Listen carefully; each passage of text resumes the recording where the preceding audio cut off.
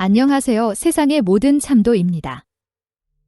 불경 오디오북을 듣는 분들께 오디오북을 들을 때는 잠시 눈을 감고 자신의 손목에 손가락으로 짚어 심장 뛰는 소리를 자신이 살아있다는 것을 잠시 느끼고 이제 눈을 감고 불경을 들으며 들을 때는 부처님께서 나에게 직접 이야기해 주신다. 마음으로 소리에 귀 기울이면 큰 성취를 이루실 것입니다. 이 방법은 무하의 창천 태화선사의 방법임을 알립니다. 합장성불하십시오. 불설관무량수 불경 송서역 3장 강량야사 한역 최윤옥 번역 이와 같이 나는 들었다. 어느 때 부처님께서 왕사성의 기사굴산에서 1250명의 큰 비구들과 32,000의 보살들과 함께 계셨는데 문수살이 법왕자가 상수였다. 이즈음 왕사성의 아사세 태자가 아구인 조달의 꿰매 빠져 부왕인 빈바사라왕을 7겹으로 된 감옥에 감금하고 신하들 중 어느 한 사람도 그곳에 가지 못하게 하였다. 왕비인 위제희 부인은 대왕을 공경하여 깨끗이 목욕한 후 꿀에 밀가루와 우유를 반죽하여 몸에 바르고 갖가지 영락구슬 속에 포도즙을 넣어 몰래 왕에게 올렸다. 그러자 대왕은 꿀 반죽을 먹고 포도즙을 마신 후 물로 이 만을 씻은 후 멀리 기사굴산을 향하여 공경히 합장하고 세존께 예배하고서 말하였다. 대목걸려는 나의 오랜 친구입니다. 부디 자비를 베푸시어 저에게 8개를 수여하도록 해 주옵소서. 그러자 곧 목걸련이 독수리처럼 재빨리 왕이 있는 곳으로 날아왔으니 이와 같이 하기를 날마다 하여 왕에게 8개를 수여하였고 세존께서도 부르나 존자를 보내어 왕을 위하여 설법하게 하셨다. 이렇게 3-7일이 지나자 왕은 꿀 반죽을 먹고 설법을 들은 까닭에 안색이 온화하고 즐거운 모습이 되었다. 이때 아사세가 문지기에게 물었다. 부왕이 아직도 살아있느냐? 문지기가 대답했다. 대왕이시여, 위제희 부인께서 몸에 꿀 반죽을 바르고 영락 안에 포도즙을 넣어 왕께 드리고 사문인 목걸련과 부르나가 공중에서 나라와 왕을 위해서 설법하니 저는 막을 수가 없었습니다. 아사세가 이 말을 듣고 나서 크게 화를 내면서 자신의 어머니에게 말하였다. 어머니는 역적이며 또한 적과 어울렸습니다. 사문은 나쁜 사람이며 주술로 현혹시켜 이 악한 왕을 여러 날 죽지 않게 하였습니다. 그리고는 곧 날카로운 검을 들어 어머니를 죽이려 하였다. 이때 월광이라고 하는 한 신하가 있었는데 총명하고 지혜가 많았다. 그 신하는 기바와 함께 왕에게 예를 올리고 말하였다. 대왕이시여, 신들이 듣건대 위타 성전의 말씀을 들으니 세상이 생긴 이래로 많은 악한 왕이 국위를 탐내어 그 아버지를 죽였으니 그런 자가 18,000명이었다고 합니다. 그러나 아직 어머니를 죽일 만큼 무도한 자가 있다는 소리는 듣지 못하였습니다. 왕께서 이제 이 사력의 일을 하신다면 찰리종을 욕되게 하는 것입니다. 신은 차마 천한 전달하라는 소리는 듣지 못하겠습니다. 저희는 더 이상 이곳에 머물지 않겠습니다. 이러한 말을 하고 나서 두 대신은 손으로 검을 만지면서 물러섰다. 이때 아사세가 놀라고 두려워 어쩔 줄 모르며 다시 기바에게 물었다. 너는 나를 모시는 신하가 아니더냐? 기바가 대답했다. 대왕이시여, 부디 어머니를 해치지 마십시오. 왕이 이 말을 듣고 참회하고 도움을 청하였다. 그는 곧 검을 버리고 어머니를 해치려던 일을 멈추고 내관에게 명하여 깊은 감옥에 가두고 다시는 나오지 못하게 하였다. 감금되고 난 뒤 위제이는 근심과 걱정으로 초췌해졌다. 그리하여 멀리 기사굴산을 향하여 부처님께 예배하고 다음과 같이 아뢰었다. 열의 세존께서 예전에 항상 안한 존자를 보내시어 저를 위로하셨습니다. 지금 제가 근심에 쌓였으니 세존의 거룩하신 모습을 뵐 길이 없습니다. 원하옵건대 목련 존자와 안한 존자를 보내시어 제가 뵐 수 있도록 하여 주소서. 이러한 말씀을 드리고 나서 비 오듯 눈물을 흘리고 슬피 울며 멀리 부처님 계신 곳을 향하여 예배하였다. 위재희 부인이 머리를 들기도 전에 세존께서는 기사굴산에서 위재희가 마음속으로 생각하는 바를 아시고 곧 대목걸련과 안한에게 명하시니 잠깐 사이에 공중으로 날아왔고 부처님께서는 기사굴산에서 사라지고 왕궁에 나타나셨다. 이때 위재희가 예배를 마치고 머리를 들어 세존 석가모니 부처님을 뵈니 몸은 자금색이고 100가지 보배로 장식된 연꽃에 앉으셨는데 목련이 왼쪽에 앉아있고 안한이 오른쪽에 자리하였으며 석범과 호세와 모든 천인이 허공에서 널리 하늘꽃을 비 내리듯 뿌려 부처님께 공양하였다. 이때 위재희는 부처님을 뵙고 스스로 영락 목걸이를 끊어버리고 온몸을 땅에 던져 소리내어 흐느껴 울면서 부처님께 아뢰었다. 세존이시여, 제가 전생에 무슨 죄를 지었기에 이렇게 악한 자식을 낳았습니까? 세존께서는 또 무슨 인연으로 제바달다와 친척이 되셨습니까? 오직 원하오니 세존께서 저를 위하여 근심과 고뇌가 없는 곳에 대하여 자세히 말씀하여 주소서. 저는 그곳에 왕생하겠나이다. 저는 연부제의 악하고 탁한 세상이 싫기 때문입니다. 이처럼 악하고 탁한 곳에는 지옥 중생과 악귀와 축생이 가득 차 있으며 또한 악한 무리들이 너무나 많습니다. 저는 미래의 악한 소리를 듣지 않고 악인을 보지 않기를 원하기에 이제 세존께 오체투지하고 참회하며 간절히 바라옵니다. 원하옵나니 태양과 같은 부처님이시여, 저에게 청정한 업으로 이루어진 세계를 보여주소서. 이때 세존께서 미간에서 광명을 내시었으니 그 광명은 금색으로 시방의 무량한 세계를 두루 비추고 다시 돌아와 부처님 정수리에 머물렀다가 변화하여 수미산과 같은 금색의 좌대로 변했으며 시방세계 모든 부처님들의 청정하고도 미묘한 불국토가 모두 그 안에 나타났다. 혹 어떤 국토는 전부 칠보로 이루어졌고 또 어떤 국토는 연꽃으로 이루어져 있으며 또 어떤 국토는 자재천궁과 같이 장엄하고 혹 어떤 국토는 수정 거울과 같았는데 시방세계의 불국토가 모두 그 가운데 나타났다. 한량없이 많은 불국토가 분명하게 볼 수 있도록 나타나 위재희로 하여금 볼 수 있게 하셨다. 이때 위재희가 부처님께 아뢰었다. 세존이시여, 이 모든 불국토가 비록 청정하고 모두 광명이 있으나 저는 지금 극락세계에 아미타불 계신 곳에 태어나기를 바랍니다. 오직 원하오니 세존이시여, 저에게 사유하는 법과 올바른 수행법을 가르쳐 주소서. 이때 세존께서 곧 미소를 지으시니 오색 광명이 부처님의 입에서 나와 낱낱의 광명이 빈바사라왕의 정수리를 비추었다. 이때 대왕이 비록 옥중에 감금되어 있었으나 마음의 눈이 열려 장애가 없었으므로 멀리 계시는 세존을 뵙고 머리 숙여 예배하였다. 그러자 왕의 마음이 자연히 증진하여 안하함과를 이루었다. 이때 세존께서 위재희에게 말씀하셨다. 그대는 이제 알았는가? 아미타불은 이곳에서 멀지 않은 곳에 계시느니라.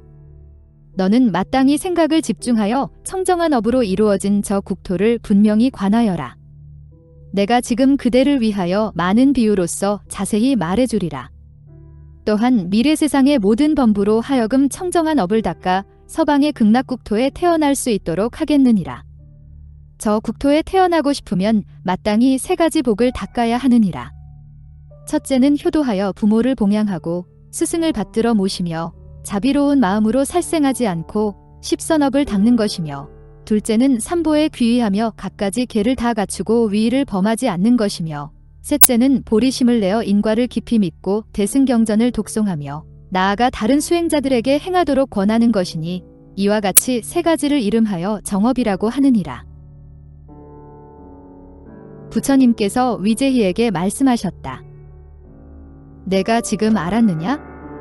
이 3가지 업이 바로 과거 미래 현재 3세의 모든 부처님의 정업과 정인이니라. 부처님께서 안한과 위재희에게 말씀하셨다. 그대들은 잘 듣고 깊이 생각하여라.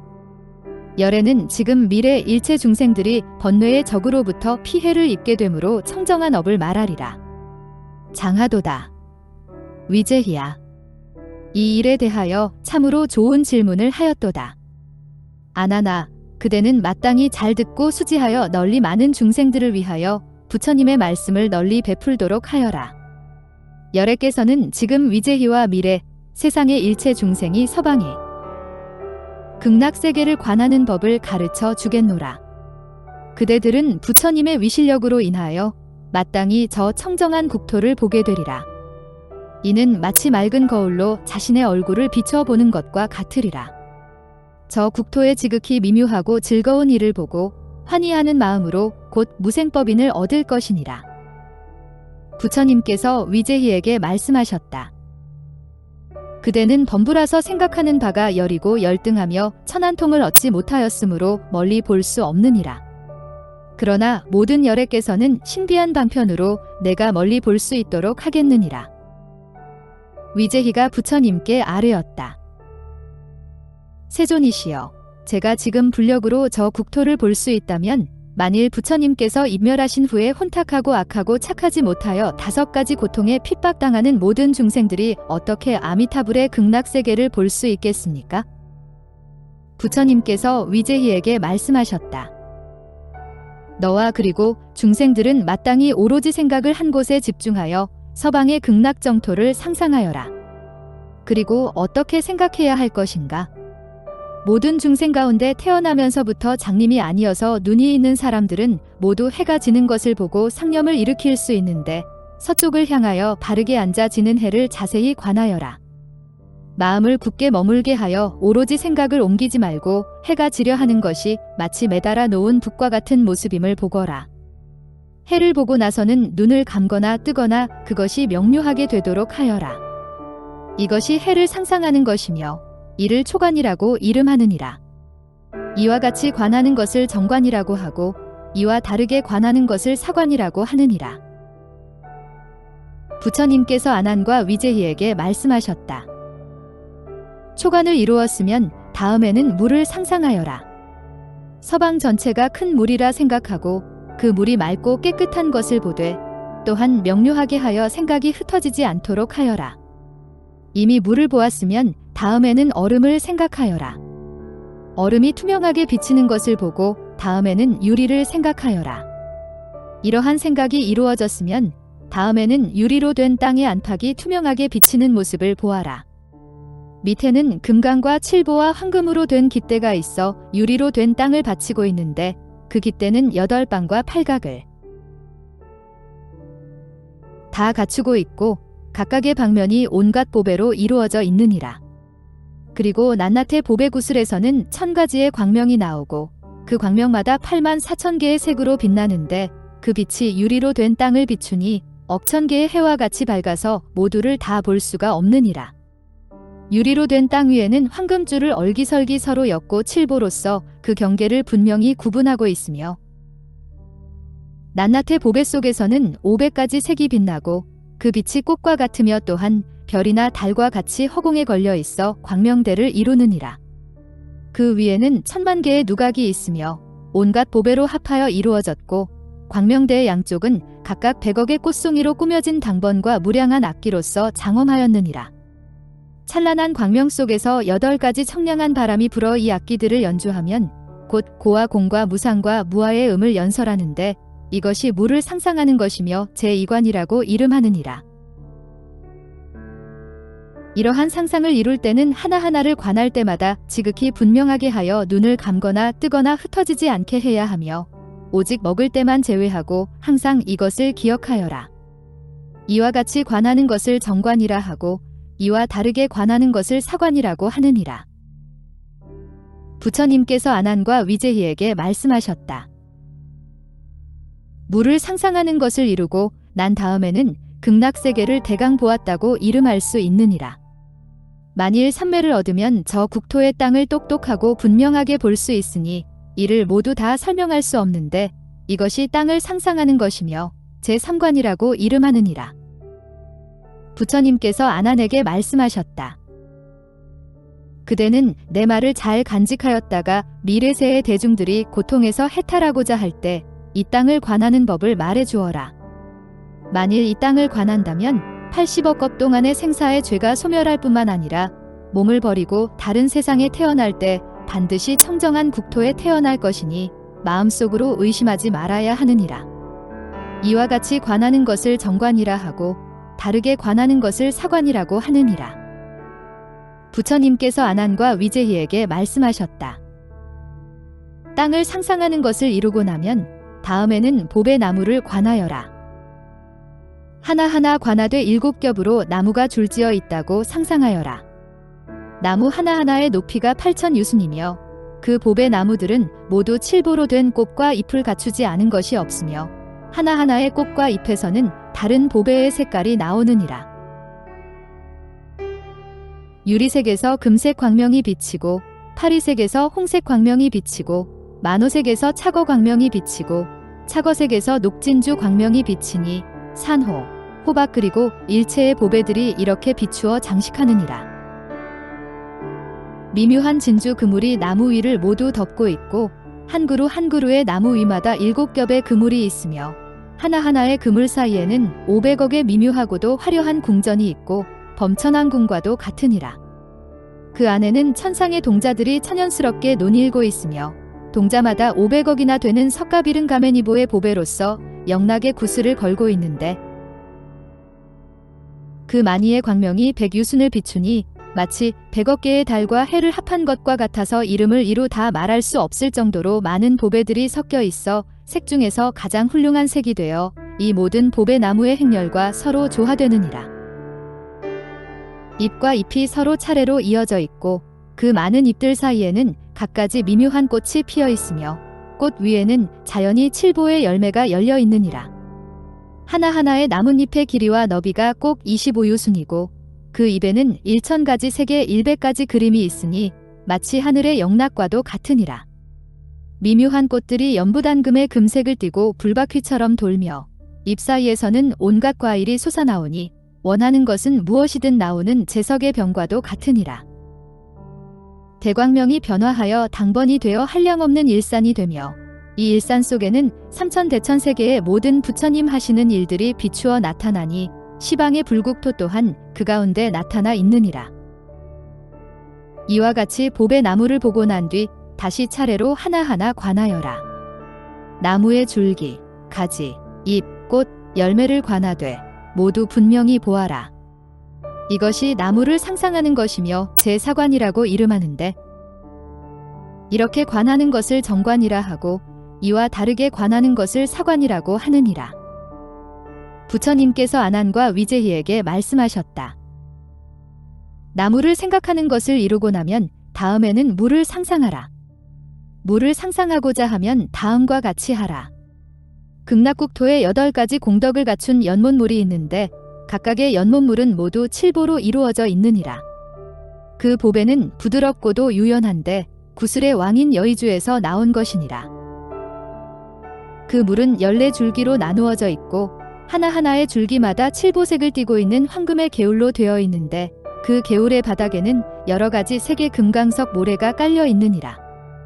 하나하나의 개울마다 60억 송이의 7보로 된 연꽃이 있고 하나하나의 연꽃마다 둥글고 탐스러우며 그 지름이 12유순이니라.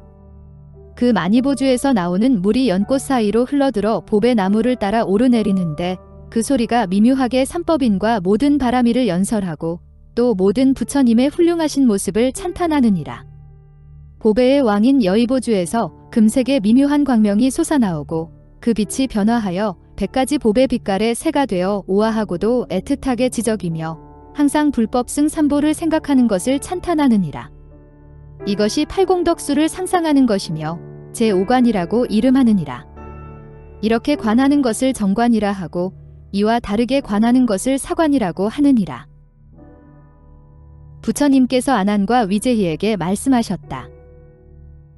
많은 보배 국토의 각각의 경계 위마다 500억 개의 보배 누각이 있어 그 누각 안에서 한량없이 많은 온갖 천인들이 천상의 음악을 연주하고 있느니라.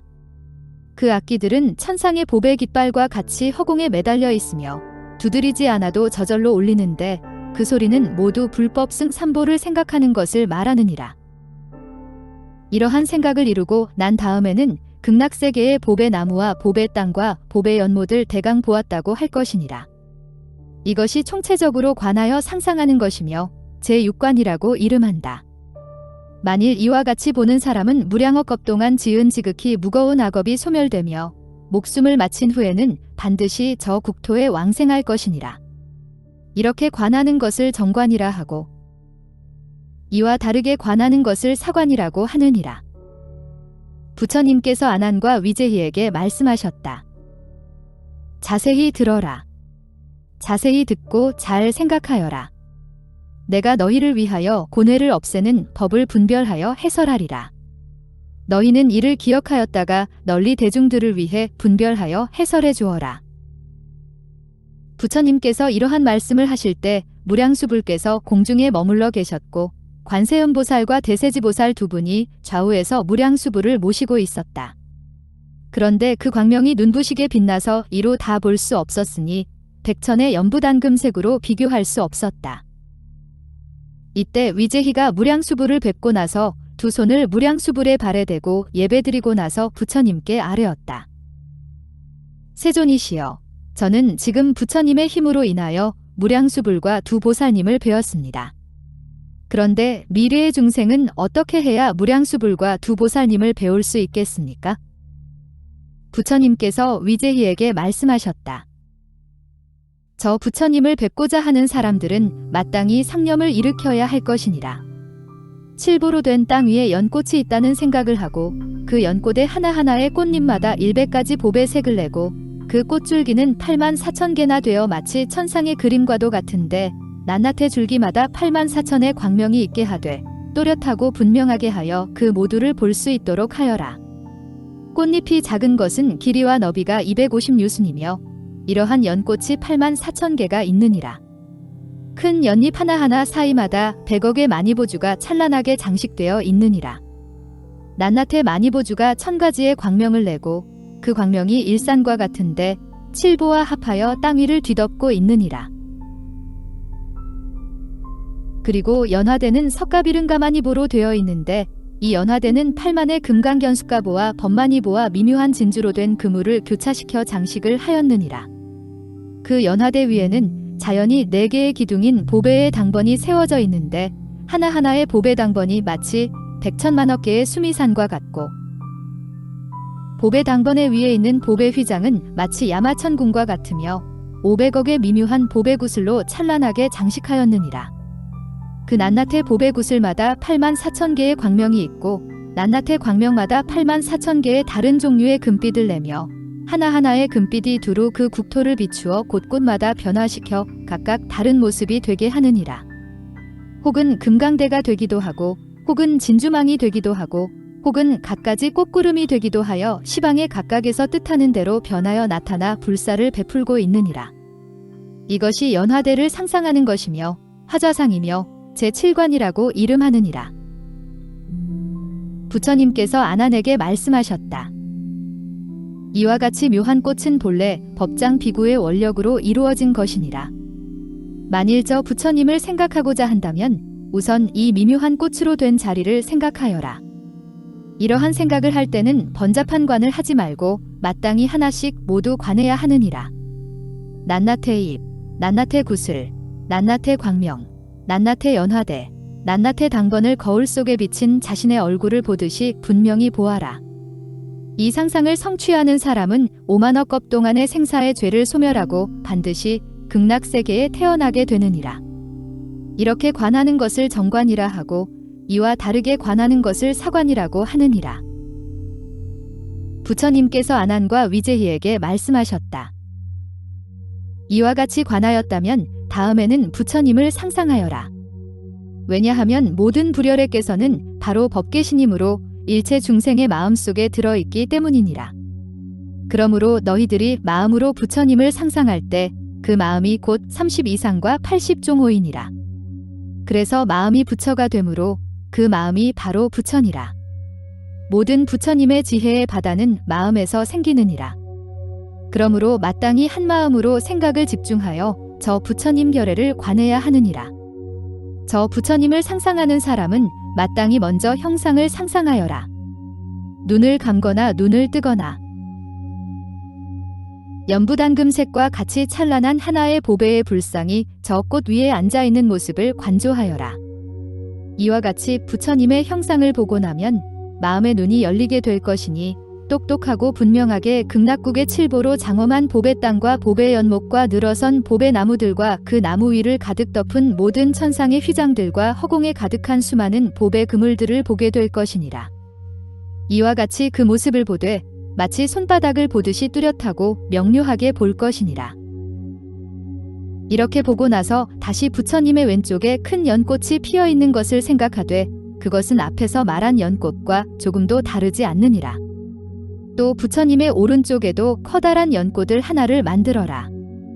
그리고 한 분의 관세음보살상이 부처님 연화좌의 왼쪽에 앉아서 금색 광명을 놓는 모습이 앞에서 말한 것과 다르지 않으며 또 한 분의 대세지보살상이 부처님 연화좌의 오른쪽에 앉아있는 모습을 상상하여라.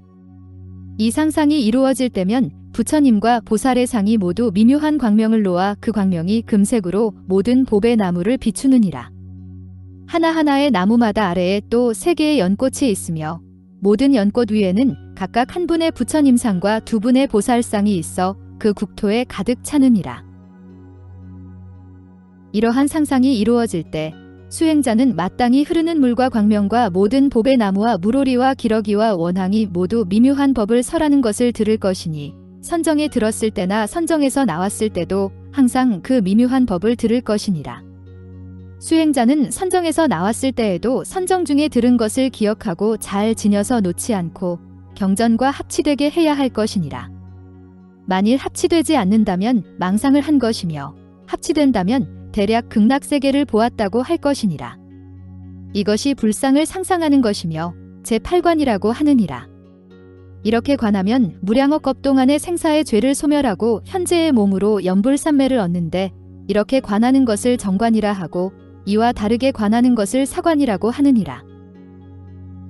부처님께서 아난과 위제희에게 말씀하셨다. 이러한 상상이 이루어졌으면 다음에는 다시 무량수불의 상호와 광명을 상상하여라. 아나나 마땅히 알아라.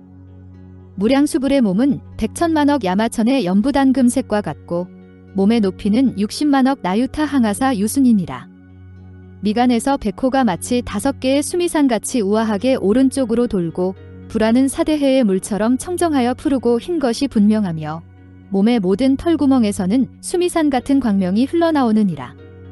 저 부처님의 둥근 광명은 마치 100억의 삼천대천세계와 같고 그 둥근 광명 속에는 100만억 나유타 항아사만큼의 화신불이 계시느니라. 그 낱낱의 화불에는 또한 무수히 많은 화신보살들이 모시고 있느니라. 무량수불에는 8만 4천 종류의 상호가 있으며 하나하나의 상호마다 각각 8만 4천 개의 수형호가 있으며 그 낱낱의 상호 중에는 다시 8만 4천 개의 광명이 있고 낱낱의 광명이 시방세계를 두루 비추어 연불하는 중생을 버리지 않고 거두어 들이느니라. 그러한 광명과 상호와 화신불에 대해서는 이루 다 말할 수 없으니 오로지 상상하고 기억하여 마음으로 밝게 볼 수 있도록 하여라. 이와 같이 볼 수 있는 사람은 곧 시방의 모든 부처님을 보는 것이며 모든 부처님을 보기 때문에 연불삼매라고 이름하느니라. 이렇게 관하는 것을 모든 부처님의 몸을 관한다고 하며 부처님의 몸을 관함으로 또한 부처님의 마음도 보게 되는 것이니라. 모든 부처님의 마음이란 대자비가 곧 그것이니 무연자비로서 모든 중생을 거두시기 때문이니라. 이 관을 하면 몸을 버리고 다음 세상에 태어날 때 모든 부처님 앞에서 무생법인을 얻게 될 것이니라. 그러므로 지혜로운 사람은 마땅히 마음을 한 곳에 묶어 무량수불을 자세히 관해야 하느니라. 무량수불을 관하는 것은 한 가지 상호로부터 들어가야 하는데 먼저 미간의 백호를 관하되 매우 명료하게 하여라. 미간의 백호상을 보면 8만 4천 가지 상호가 자연히 나타나게 되느니라. 무량수불을 보는 것은 곧 시방세계에 헤아릴 수 없이 많은 부처님을 보는 것이니 한량없는 부처님들을 봄으로써 그 모든 부처님께서 나투시어 기별을 주느니라. 이것이 모든 부처님의 모습을 두루 관하여 상상하는 것이며 제9관이라고 이름하는데 이렇게 관하는 것을 정관이라 하고 이와 다르게 관하는 것을 사관이라고 하느니라. 부처님께서 아난과 위제희에게 말씀하셨다. 무량수부를 똑똑하고 분명하게 보았으면 다음에는 관세음보살도 관하여라. 이 보살은 신장이 80억 나유타 항아사 유순이고 몸은 자금색이며 정수리에 6개가 있고 목에는 둥근 광명이 비치는데 그 너비가 각각 100천 유순이고 그 원광 속에는 석가모니와 같은 500분의 화신불이 계시며 한 분 한 분의 화신불마다 500의 보살과 한량없이 많은 온갖 천인들이 모시고 있느니라. 온몸의 광명 가운데는 오도 중생들의 온갖 모습들이 나타나느니라. 정수리 위에는 비릉가만이 보배로 된 천관을 쓰고 있으며 그 천관 속에 한 분의 화신불이 계시는데 그 높이가 25유순이니라. 관세음보살의 얼굴은 연부단금색과 같고 미간의 백호상은 칠보색을 갖추었으며 그곳에서 8만 4천 가지의 광명이 흘러나오느니라. 하나하나의 광명마다 한량없이 많은 백천의 화신불이 계시며 각각의 화신불마다 무수히 많은 화신보살이 모시고 있느니라. 이들은 모두 자재하게 변화하여 나타나 시방세계에 가득 차 있는데 비유하면 마치 붉은 연꽃과 같으며 80억의 미묘한 광명이 영락으로 되고 그 영락 가운데에 모든 장엄한 일들이 두루 나타나느니라. 손바닥에는 500억이나 되는 여러 가지 연꽃의 색을 띠고 있으며 10손가락 하나하나마다 8만 4천 가지의 무늬가 있어 마치 도장이 찍힌 것과 같으니라. 또한 각 무늬마다 8만 4천 가지의 색깔이 있으며 낱낱의 색에는 8만 4천 가지의 광명이 있으며 그 광명이 부드럽게 모든 것을 두루 비추며 그 보배의 손으로 중생들을 맞이하느니라. 보살이 발을 들 때에는 발바닥에 있는 1000폭의 바퀴살 무늬가 자연히 변화하여 500억 개의 광명대가 되며 발을 디딜 때마다 금강만이 꽃으로 변하여 모든 곳에 뿌려져 가득 차지 않는 곳이 없느니라. 그 밖에 다른 상호들도 훌륭한 모습을 다 갖추어 부처님과 다름이 없으나 오직 정수리 위에 6개가 있어 정수리 모습을 볼 수 없는 점이 세존께 미치지 못하느니라. 이것이 관세음보살의 진실한 색신을 관하여 상상하는 것이며 제10관이라고 이름하느니라. 부처님께서 아난에게 말씀하셨다. 만일 관세음보살을 관하고 싶으면 이렇게 관하여라. 이렇게 관세음보살을 관하면 모든 화를 만나지 않고 업장이 깨끗이 없어지며 무수겁 동안 지은 생사의 죄가 없어지느니라. 이같이 보살의 이름만 들어도 한량없이 많은 복을 받는데 하물며 자세히 관하는 것이겠느냐? 만일 어떤 사람이 관세음보살을 관하고자 하면 우선 정수리 위에 6개를 관하고 다음에 천관을 관하고 그리고 그 밖에 나머지 여러 상호들도 역시 차례로 관하되 모두 손바닥을 보듯 명료히 하여라. 이렇게 관하는 것을 정관이라 하고 이와 다르게 관하는 것을 사관이라고 하느니라. 부처님께서 아난과 위제희에게 말씀하셨다. 다음에는 대세지 보살을 관하라. 이 보살의 몸의 크기 또한 관세음보살과 같으니라. 원광의 면은 각기 225유순이며 250유순을 비추느니라. 온몸의 광명으로 시방국토를 비추어 자금색이 되게 하니 인연이 있는 중생은 모두 볼 수 있느니라. 이 보살의 털구멍 하나에서 나오는 광명만 보아도 곧 한량없이 많은 시방의 모든 부처님의 청정하고 미묘한 광명을 보는 것이 되므로 이 보살을 일컬어 무변광이라고 하며 지혜의 광명으로 모두를 비추어 사막도를 여의고 위없는 힘을 얻게 함으로 대세지라고 이름하느니라. 이 보살의 천관에는 500개의 보배 연꽃이 있고 하나하나의 보배 연꽃마다 각각 500개씩의 꽃받침대가 있으며 낱낱의 받침대에는 시방세계의 청정하고 미묘한 불국토의 광대한 모습이 나타나느니라. 정수리 위에 6개는 마치 발두마화 같고 6개 위에는 보배병 하나가 온갖 광명을 담고 있어 불사가 두루 나타나며 그 밖에 여러 가지 몸의 모습은 관세음보살과 다름이 없느니라.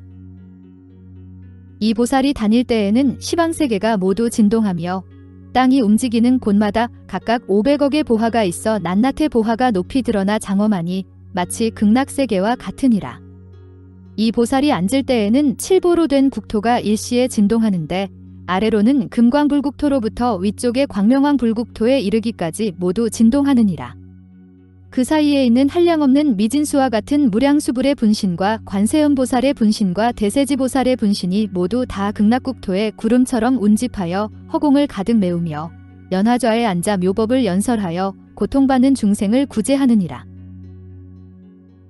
이렇게 관하는 것을 이름하여 대세지보살을 관하여 본다고 하는데, 이것이 대세지의 색신을 관하여 상상하는 것이고 이 보살을 관하는 것을 제11관이라고 하느니라. 이 보살을 관하는 사람은 무수한 아승기겁 동안 생사를 헤매는 죄를 소멸하며 이 관을 하면 다시는 태중에 들지 않고 항상 모든 부처님의 청정하고 미묘한 국토에 논일게 되느니라. 이 관을 이루고 나면 관세음보살과 대세지보살을 다 갖추어 관했다고 하는데, 이렇게 관하는 것을 정관이라 하고 이와 다르게 관하는 것을 사관이라고 하느니라. 부처님께서 아난과 위제희에게 말씀하셨다.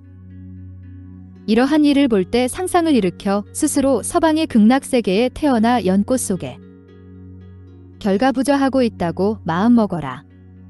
연꽃이 닫혀있다는 상상과 연꽃이 피었다고 상상하되, 연꽃이 피어날 때는 500가지 세계 광명이 몸을 비춘다고 상상하고 눈을 뜬다고 상상하여라.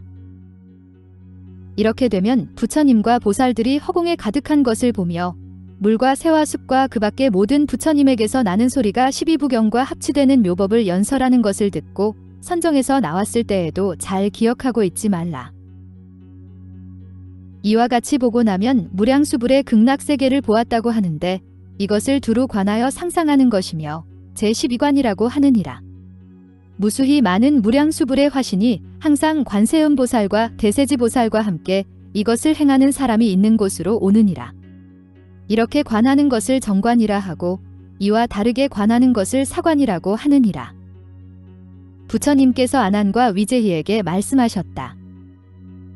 만일 지극한 마음으로 서방정토에 왕생하고자 하는 사람은 먼저 한 장 6척 되는 불상이 연못 위에 있는 모습을 관하여라. 앞에서 말한 것처럼 무량수불의 몸은 한량없고 끝이 없으므로 범부의 마음으로 미칠 바가 아니니라. 그러나 저 열애께서 과거에 세운 원력으로 인하여 상상하고 기억하는 사람이 있으면 반드시 성취하느니라. 단지 불상을 상상하기만 하여도 무량한 복을 얻게 되거늘 하물며 다시 부처님의 구족한 신상을 관하는 것이겠느냐? 아미타불께서는 신통력은 마음먹은 대로 이루어짐으로 시방의 국토에 자재하게 변화하여 나타나는데, 혹은 허공을 가득 채우는 커다란 몸으로 나타나시기도 하고 한 장 6척이나 8척이 되는 작은 몸으로 나타나시기도 하느니라. 나투시는 형상이 모두 진금색이며 원광 속의 화신불과 보배 연꽃도 앞에서 말한 것과 같으니라. 관세음보살과 대세지보살도 어느 곳에 계시든 같은 모습이므로 중생들은 단지 두 보살의 머리 모습만 보고도 그가 관세음보살인지 대세지보살인지 알 수 있느니라. 이 두 보살이 아미타불을 도와 두루 중생을 교화하는데 이것이 잡상관이며 제13관이라고 이름하느니라. 이렇게 관하는 것을 정관이라 하고 이와 다르게 관하는 것을 사관이라고 하느니라. 부처님께서 아난과 위제희에게 말씀하셨다. 서방정토에 태어나는 사람들은 구품으로 태어나느니라. 상품상생이라는 것은 다음과 같은 사람이니라. 만일 어떤 중생이 저 나라에 태어나기를 원하여 3가지 마음을 내면 곧 왕생하게 되는데 무엇이 그 3가지인가? 첫째는 지성스러운 마음이고, 둘째는 깊은 마음이며, 셋째는 회향하여 발언하는 마음이니라. 이 3가지 마음을 갖추면 반드시 저 국토에 태어나느니라. 또 3종류의 중생이 왕생하게 되느니라. 어떤 것이 3종류인가? 첫째는 자심으로 살생하지 않고 모든 계행을 갖춘 사람이며, 둘째는 대승방등경전을 독송하는 사람이고, 셋째는 육념을 수행하고 회향하여 저 불국토에 태어나기를 발언하는 사람이니라. 이러한 공덕을 갖추어 하루 내지 일해 동안 하면 곧 왕생하게 되는데, 이러한 사람은 저 국토에 태어날 때 용맹하게 정진한 까닭에 아미타열애께서 관세음보살과 대세지보살, 그리고 무수히 많은 화신불, 백천비구와 성문대중, 한량없이 많은 모든 천인들과 함께 오시느니라. 칠보궁전에서 관세음보살이 금강대를 가지고 대세지보살과 함께 수행자 앞에 이르면 아미타불께서 큰 광명을 놓아 수행자의 몸을 비추시고 여러 보살들과 손을 내밀어 영접하시느니라. 관세음보살과 대세지보살이 무수히 많은 보살들과 함께 수행자를 찬탄하며 그 마음을 격려하시느니라. 수행자가 이를 보고 뛸 듯이 기뻐하며 자신의 몸을 돌아보면 이미 자신이 금강대에 앉아 날아가는 모습을 보느니라. 그리고 부처님 뒤를 따라 잠깐 사이에 저 극락국토에 태어나느니라. 저 극락국토에 태어난 수행자는 상호가 원만하신 부처님을 뵙고 또한 여러 보살들의 훌륭한 모습을 보느니라. 그리하여 광명이 찬란한 봅의 나무숲에서 울려나오는 미묘한 법문을 들으면 곧바로 무생법인을 깨닫게 되며 또 잠시 동안 두루 시방세계에 다니면서 모든 부처님을 두루 섬기고 모든 부처님 앞에서 차례로 기별을 받은 후 다시 본국으로 돌아와 무량한 100,000가지의 다라니문을 얻는데 이를 상품상생이라고 하느니라. 상품중생은 반드시 방등경전을 수지하고 독송하지 않더라도 대승의 뜻을 잘 이해하고 심오한 진리에 대하여 마음이 놀라거나 동요하지 않으며 인과를 깊이 믿고 대승을 비방하지 않아 이러한 공덕을 회향하여 극락세계에 태어나기를 구하는 사람이니라. 이와 같이 수행하는 사람이 목숨이 끝나려고 할 때 아미타불께서 관세음보살과 대세지보살 등 한량없이 많은 대중과 권속들에 둘러싸여 자금색 연화대를 가지고 수행자 앞에 이르러 찬탄하시기를 법자여 그대가 대승을 행하고 그 근본 진리를 깨달았으므로 내가 지금 영접하러 왔다고 하고 1000분의 화신불이 동시에 손을 내미느니라. 행자가 스스로 돌아보면 자금색 연화대에 앉아 합장하고 차수하여 모든 부처님을 찬탄하며 한 생각 사이에 곧 저 극락세계의 7보 연못 가운데 태어나느니라. 이 자금색 연화대는 큰 보배꽃과 같이 하룻밤 지나면 활짝 피어나는데 수행자의 몸은 자금색으로 변하며 발 아래에도 역시 7보 연꽃이 있느니라. 부처님과 보살들이 모두 광명을 놓아 행자의 몸을 비추면 곧 눈이 바로 열려 밝아지며 과거 숙세에 익힌 공덕으로 말미암아 극락세계의 여러 가지 설하는 소리를 듣고서 곧 자금대에서 내려와 부처님께 예배드리고 나서 합장하고 세존을 찬탄하느니라. 7일이 지나면 곧 안욕따라 삼맥삼보리에서 불퇴전의 경지를 얻게 되며 능히 날아서 시방세계의 모든 부처님을 차례로 섬길 수 있게 되고 부처님 처소에서 온갖 삼매를 닦느니라. 이렇게 일소겁을 지내고 나면 무생법인을 얻고 현전에서 기별을 받는데 이를 상품중생이라고 하느니라. 상품하생도 역시 인과를 믿고 대승법을 비방하지 않으며 오직 위없는 도를 구하는 마음을 일으켜 이 공덕을 회향하여 극락세계에 태어나기를 원하는 사람이니라. 이러한 수행자가 목숨이 끝나려 할 때 아마타불께서 관세음보살과 대세지보살을 비롯한 모든 권속들과 함께 금으로 된 연꽃을 가지고 500의 화신불을 놔두시어 이 사람을 영접하러 오시느니라.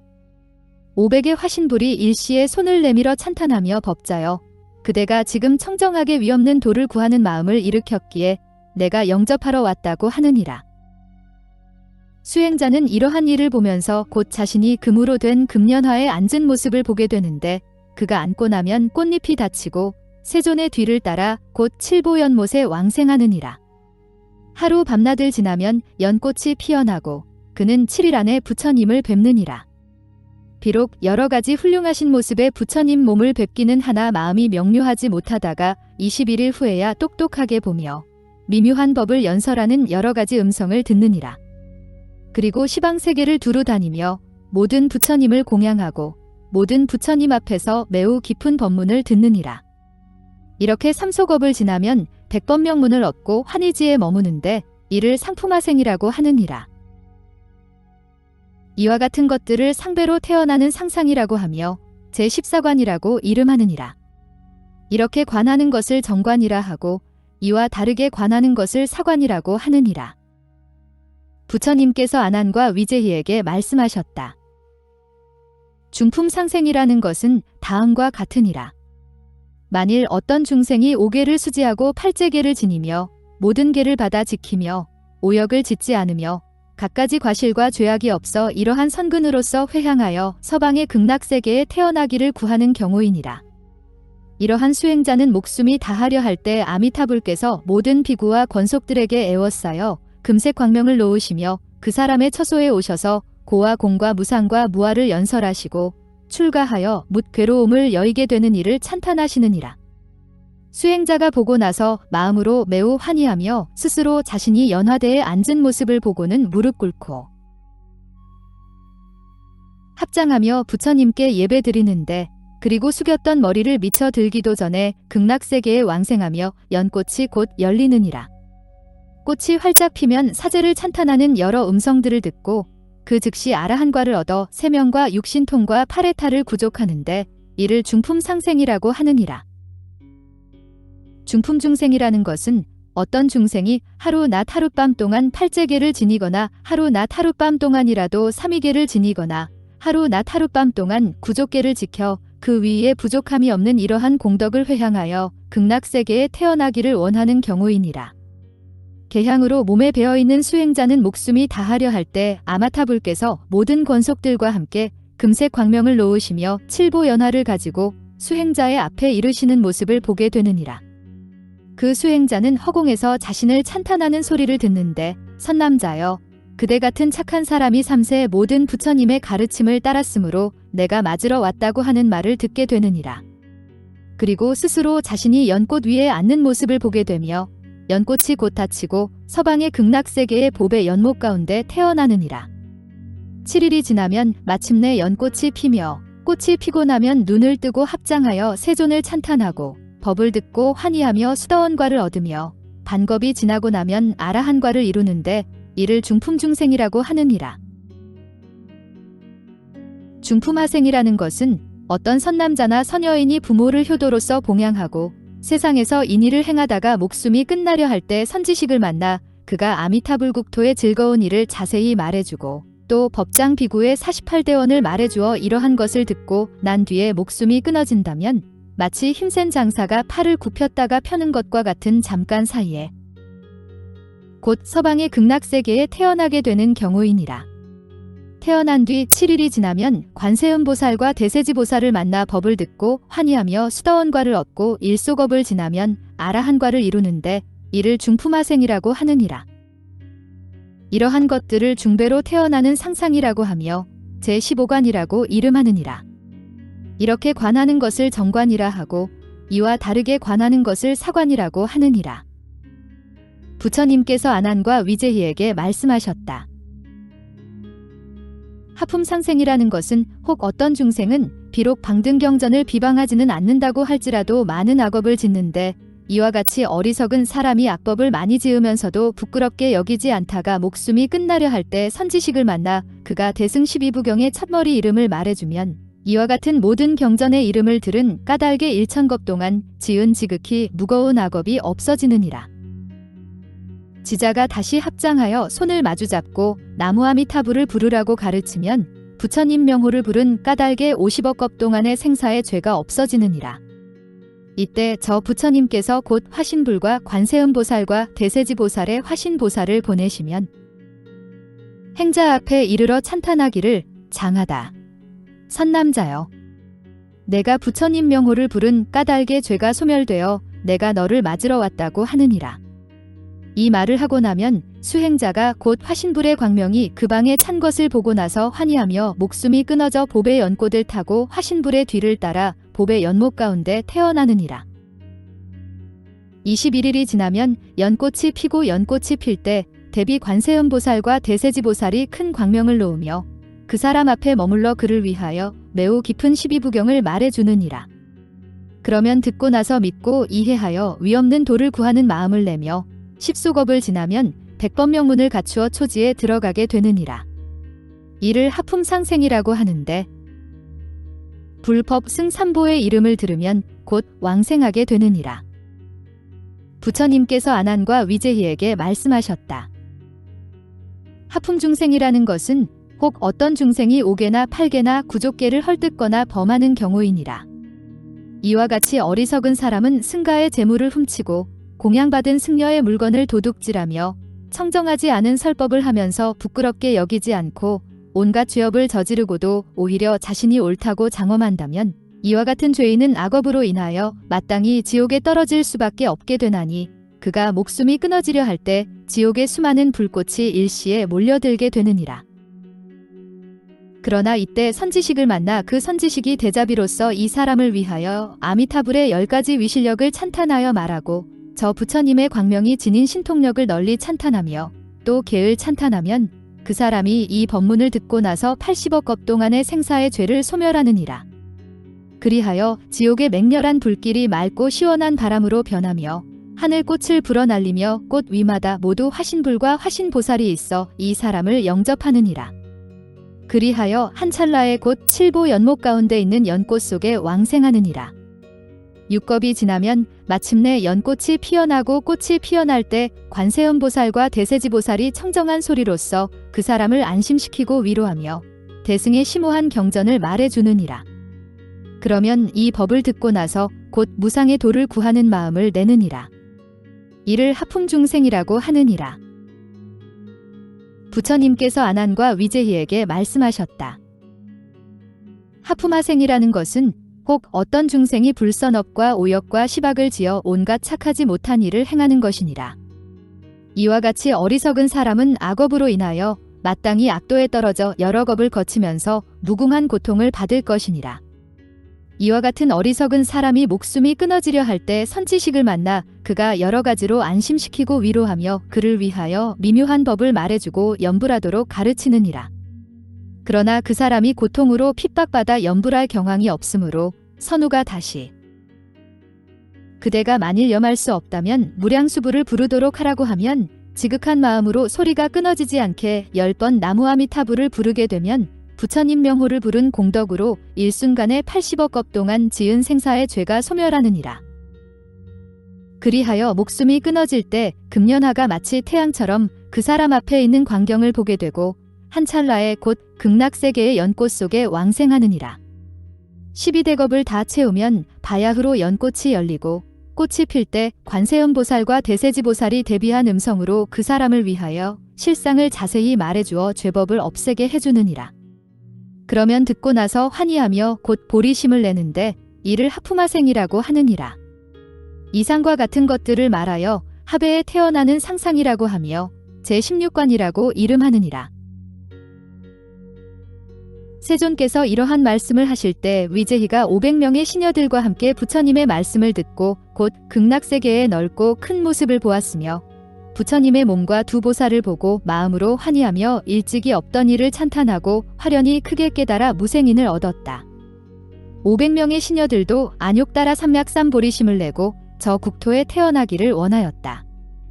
세존께서 모두에게 그대들은 모두 왕생할 것이며 저 국토에 왕생한 뒤에는 모든 부처님께서 그대들 앞에 나투시는 삼매를 얻게 되느니라는 수기를 주시니 한량없이 많은 모든 천인들도 위없는 도를 구하는 마음을 내었다.